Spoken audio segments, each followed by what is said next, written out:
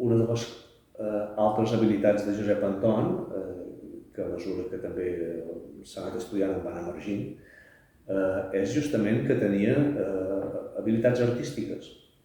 Això també és habitual en la formació de les elits, en què no només havien de saber sobre d'art, sinó que sovint l'havien de saber practicar. I això ja ve de força més anys abans. També en el context italià emergeix tot això. És a dir, que algú que sabia parlar d'art, en realitat havia de saber practicar-lo. I Josep Anton inicialment pensaven que potser això era una afició més aviat privada, però no. I ja el testimoni que ell també era un bon dibuixant, un bon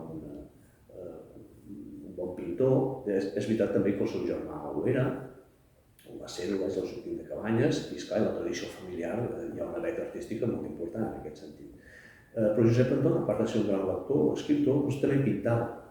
I ha deixat el testimoni de 4 al·legories de les estacions, amb representacions femenines, cadascuna representa una de les estacions de l'any, i a més es conserva una carta molt bonica que és un regal a la que serà la seva futura esposa, que és la Pepita Olzinelles.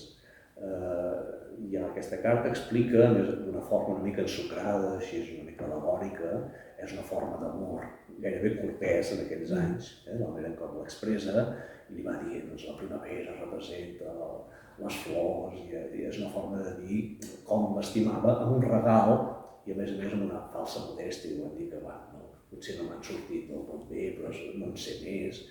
Però té molta gràcia, a més estan filmats, i els prototipus de les dones que són representades com a al·legories recorden molt aquestes representacions que sortien en setmanaris, en publicacions periòdiques que se deien el Ladies Magazine, sobretot probablement conegut amb les seves estades a França o a Londres, que eren gairebé com petits pamflets publicitaris de la moda. Llavors, i ho recorden moltíssim, i és probable que fins i tot ell potser s'inspirés, però n'acaba fent una sèrie de 4 estacions que li acaba regalant a la Pepita Olzinelles.